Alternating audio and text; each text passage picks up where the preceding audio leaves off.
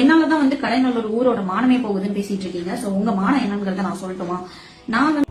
அஸ்ஸலாமு அலைக்கும் வரஹ்மத்துல்லாஹி வபரகாத்துஹு. தற்பொழுது சமூக வலைதளங்கள் அதிகமாக பேசப்படுகின்ற ஒரு செய்தி தான், கடைநல்லூரை சேர்ந்த இளவயது ஒரு பெண் இஸ்லாமிய ஆடைகளோடு ஃபர்தா அணிஞ்சவளாக பல ரீல்ஸ்களை இன்ஸ்டாகிராம்லேயும் சமூக வலைதளங்களையும் போட்டிருக்கிறா. அந்த ரீல்ஸுக்கு எதிர்ப்புகளும் விமர்சனங்களும் வரும்போது அந்த பெண்ணை கண்டிக்கிற விதமாக அந்த பெண்ணுடைய அம்மாவை அணுகி இதெல்லாம் தப்புன்னு சொல்லி சமூக நல்ல எண்ணம் கொண்டவங்க சொல்லியிருக்கிறாங்க. அதை விமர்சிக்கிறன்ற பேரில் அந்த பெண் என்ன செஞ்சுருக்கிறான்னு பார்த்தீங்கன்னா, அவர்களுக்கு விளக்கம் கொடுக்கறதாகவும் மறுப்பு சொல்கிறதாகவும் ஒரு வீடியோ பேசியிருக்கிறா. போகல. அப்புறம் கறி வாங்க போன குழந்தை, சின்ன குழந்தைய கறிக்கடையிலே வச்சு ரேப் பண்ணி கொண்டு துண்டு துண்டா வெட்டி போட்டு அந்த டைம்லயும் கூட கடைகளோட மானம் போகல. ஓகேவா? அந்த மறுப்பு வீடியோவில் என்ன சொல்ல வரேன்னு பார்த்தீங்கன்னு சொன்னால், நம்ம ஊரில் நிறைய பேர் தப்பு பண்ணுறாங்க. அவன் தப்பு பண்ணும்போது அதெல்லாம் சரி, நான் பண்ணும்போது தப்பா, இது உங்களுக்கு தப்பாக விளங்குதா என்ற மாதிரி அந்த பெண் தவறான ஒரு வார்த்தை வைக்கிறா. இந்த இடத்துல தான் செய்யக்கூடிய காரியம் தப்பா தவறான்றது தான் மெயின் விஷயம். ஆனால் அந்த பெண்மணி என்ன சொல்ல வரா, அவன் தப்பு பண்ணுறான் அதனால் நானும் பண்ணுறேன் இந்த மாதிரி ஒரு தவறான ஒரு வாதத்தை அடுத்ததாக பார்த்தீங்கன்னு சொன்னால், இதில் முக்கியமான பிரச்சனை என்னென்னா, இந்த பெண்ணுக்கு தாராளமாக ரீல்ஸ் போடலாம், நாம் எந்த தப்புன்னு சொல்ல மாட்டோம். ஆனால் இஸ்லாமிய அடையாளத்தோடு இந்த பெண் இந்த மாதிரி கூத்து போடும்போது, இந்த மாதிரி தவறான காரியத்தை செய்யும்போது தான் முஸ்லீம்கள் மத்தியில் ஒரு எதிர்ப்பு வருகிறது. சமுதாயத்தில் அறியப்பட்ட ஆடை தான் ஃபர்தா என்று சொல்கிறது. முஸ்லீம் பெண்கள் அணியக்கூடிய அந்த ஆடையை போட்டுட்டு ரீல்ஸ் போடும்போது இஸ்லாத்தை பற்றிய ஒரு தவறான எண்ணம் சமுதாயத்தில் பதியப்படுகிறது. என்று கேட்டால் அதே மாதிரி காரியத்தை இஸ்லாமிய ஆடையாக ஆண்களுக்கு சொல்லி ஒரு வரையறை வச்சுருக்கிறாங்க. அந்த ஆடையை அணிஞ்சு கொண்டு ஒரு ஆண் இந்த மாதிரி ரீல்ஸ் போட்டாலும் கூட தப்புன்னு தான் சொல்லுவோம். இதில் மேட்டர் ஒரு பெண் செய்கிறா அதனால் எதிர்க்கிறோம், ஆண் செய்கிறாங்க எதிர்க்க மாட்டோம் என்ற அர்த்தம் இல்லை. ஒரு பொண்ணை வெளியே அவளுக்கு பிடிச்சதை பண்ணானா, அவளுக்கு பிடிச்ச மாதிரி அவள் இருந்தானா, அவளை செருப்படுத்த அடிக்கணும், அவளை சாவடிக்கணும், விடக்கூடாது, அசிங்கமா பேசுற நீங்க எப்படிப்பட்டவங்க உங்க உள் மனசு கேட்டு பாருங்க. இஸ்லாமிய அடையாளத்தோடு நீங்கள் ஒரு தப்பு செய்யும் போது அது கண்டிப்பாக இஸ்லாத்தை பாதிக்கும்.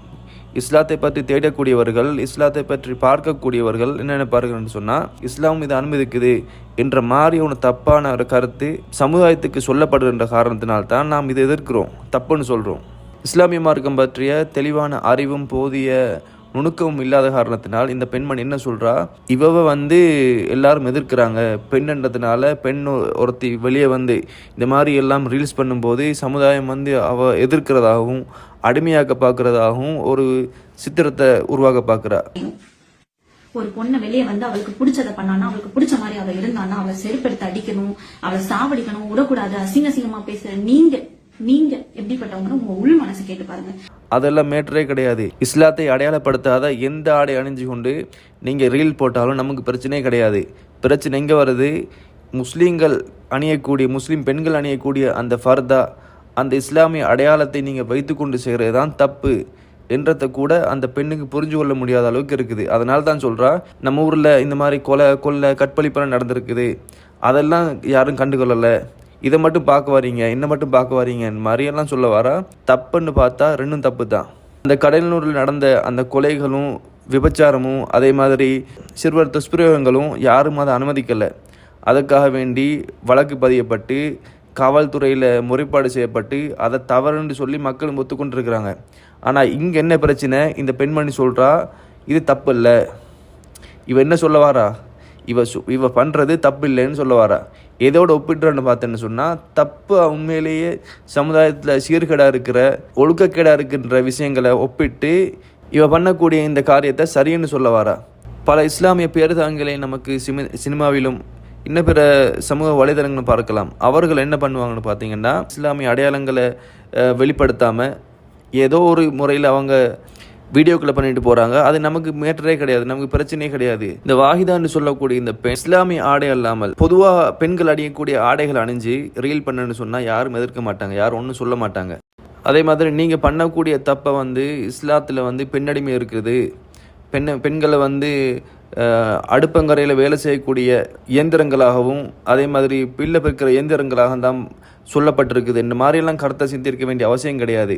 ஏன்னா இத்தனை வருஷத்துக்கு பொண்ணுங்களை அடிமைப்படுத்தி அவ படிச்சாலும் கல்யாணம் பண்ணிக்கணும், குழந்தை பெற்று கொடுக்குற மிஷின் அந்த மாதிரி எவ்வளவு நாளைக்கு யூஸ் பண்ணுவீங்க? பேரண்ட்ஸ் அங்கேயும் சொத்து தர மாட்டாங்க, கல்யாணம் பண்றவங்க சொத்து தர மாட்டான். ஆனா வாழ்க்கை ஃபுல்லா அவங்கள வேலை வாங்கி அழிச்சு லவ் எல்லாம் கிடையாதுங்க, இதுக்கு பேரே வேற.